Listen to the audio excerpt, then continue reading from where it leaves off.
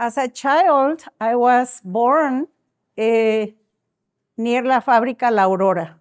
That was the only big job for people that live in San Miguel de Allende. Our food source was really close to our home. It was like just 1 block away, or maybe with a neighbor. We used to share our food. We used to just steal the food from the trees, walking and carrying a mora, ¿cómo se dice? Como mora, una berries, many berries, whatever we could find, and it was fine with everyone. As I noticed in my time of seeing how this place has been growing, wow, I'm going to share a lot of things with you. But first, I want to invite you to close your eyes for a minute and bring yourselves back to the time of your childhood. How were your surroundings? Who were your neighbors? How did you share with your neighbors? What was around your neighbors? There was a time on the childhood when you had so much freedom, when you just didn't care, you just smell everything, you just feel, you just see the butterflies, you see the birds. You notice a lot of things when you're a child. As soon as you get into the education time, then we start getting into our head more. We start more rational, and you start disconnecting those feelings that you had as a child. There is some moments of disconnection. We want you now, at this moment, imagine the ideal place where you will love to be and be part of. When you are in a community, you want to be part of your neighbor. You want to know your neighbor. You want to explore. Slowly open your eyes, just how you are. Curiosity brought me right here today to learn too. and I've been curious since I was a child. I always got close to older people. And I think I've been a mother since I was 10. The responsibilities of an older kid here was to be like a mother for your children, for your, how you call it, your siblings. That teaches you a lot. That teaches you to be in the present moment. You just have to act for the necessities that you need in those moments, right? Imagine this town where I grew up, no water. What do you feel when there is no water? And I mean, you have the supply of water, but in a moment it just shuts down. It's like a shock, like, what happened? What are we gonna do? Sometimes necessity makes you smarter and makes you act. You don't wanna react, right? You go, well, let's just see what we can do. Eat oranges, peaches, pomegranates, or whatever is around us, right? After in high school, I met my husband, Roger. So we started traveling, promoting the crafts from Mexico, because we didn't finish college. So we started working and promoting all the beautiful things that were made in San Miguel to create this economy, to acknowledge what people do with their hands, and to bring their empowerment, to empower people to know that they are well appreciated.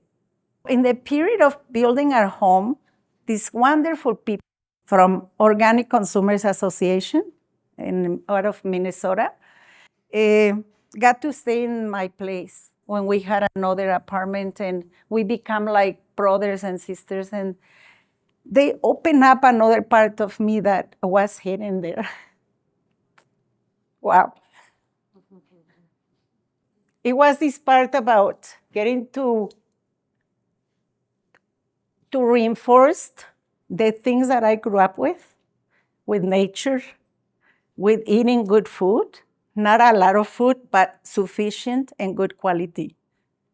So I would just go to my sister's house and say, what do you have today for what grow in this season? And, well, I have pomegranates, figs, nectarines, and peaches. So she will give us a few, and I sell them in my neighborhood on Saturdays, because the week was for school. So we put it right there and just make our piles, and we were so happy, and we get to eat a lot of that fruit.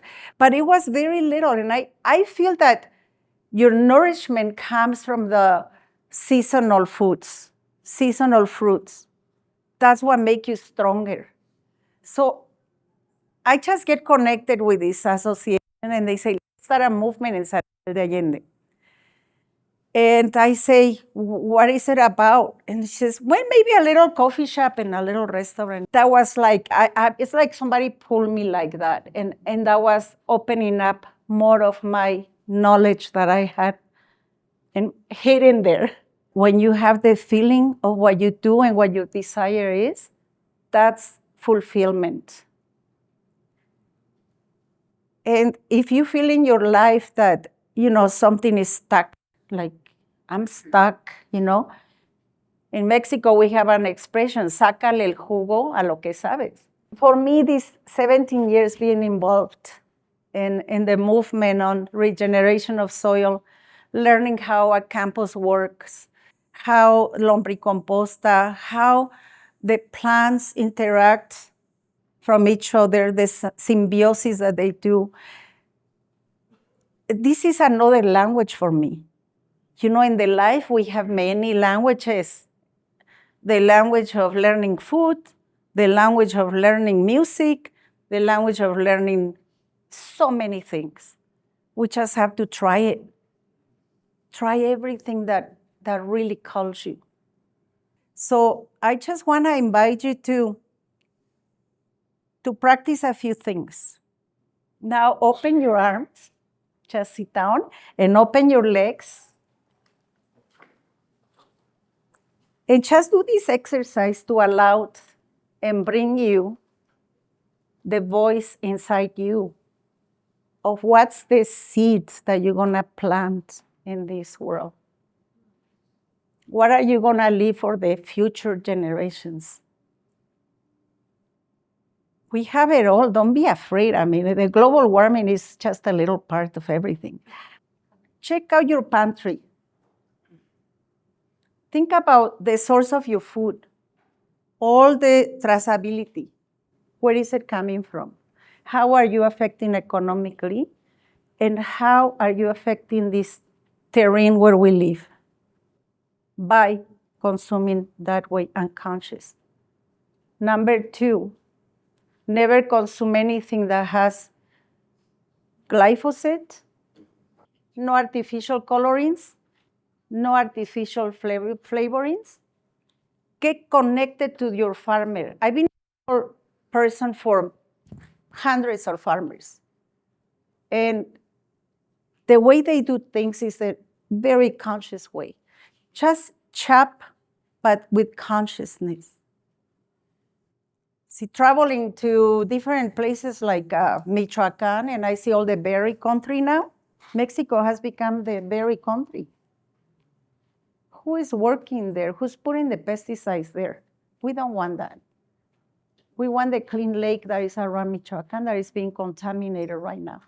So just be aware of your health, because your body is your temple. And your body is worth more than anything else. Like I say, fill up your cup first and then the rest of the cups. And thank you so much for being here.